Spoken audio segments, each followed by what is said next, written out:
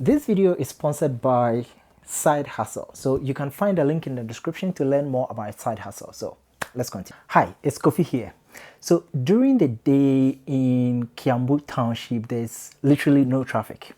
And I got to learn about the two smart reasons these guys are doing on the ground that actually allows traffic not to be there. And we went to town today, and that got me to figuring these two things out. My friend Tony also got to explain a bit more about that. So we went to town today just to walk around and see, the place. And I was interested in seeing some of the places and the food joints specifically. We went to this place called the Martin Center, where we had this amazing, they call it ugali.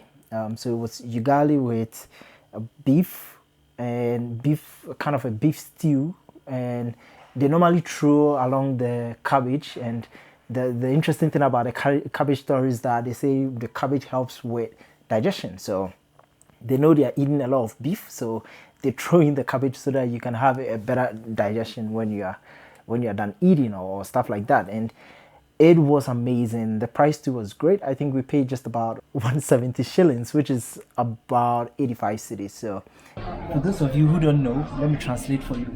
Lipa na M-Pesa basically means pay with M-Pesa. It's similar to what MTN is doing in Ghana, and that's about it. And we really enjoyed ourselves.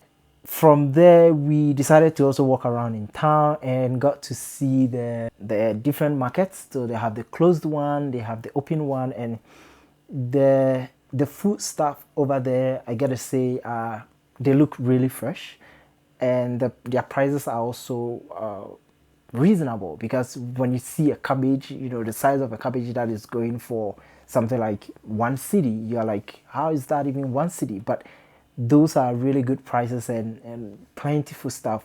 And they have the greens section, they have different, it's a typical market you would find in, let's say, maybe KhoPhi. So we have, they call it the Jaketwa and Jakasie. This one it's covered, one is, I think, open. So they have a closed open naming for them. And you pretty much find anything you want, like from food to clothing to, anything in between. And I think the prices are also good. And some of the prices I saw and the different variety they had was amazing, and it's like, yeah, that was good.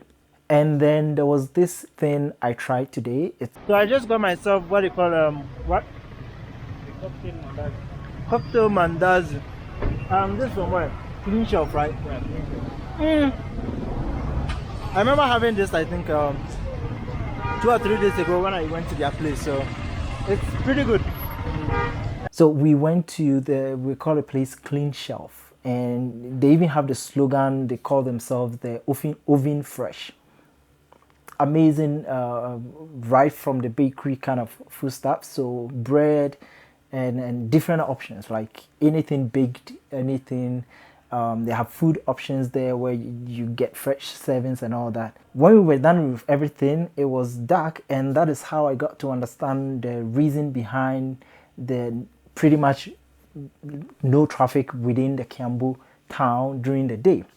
So the city was getting busier and busier, and I was like, why are now people coming out to sell? So the Kiambu county, the Kiambu town, I don't know how they call it here, whether it's an assembly or a municipal or something like that. So they have this regulation that you can't sell during the day. It requires a certain fee. So if you want to sell during the day, you need to pay a certain amount. But after a certain point in the day, it's free real estate. Now, this is smart because what happens is it frees the roadside during the day. This approach frees the roadside of all kinds of distractions and delays. If you come to town during the day, you will hardly see all of the roadside traders. And I was like, this is actually a really good idea. Imagine that Medina, for instance, and I'm going to use this specific example.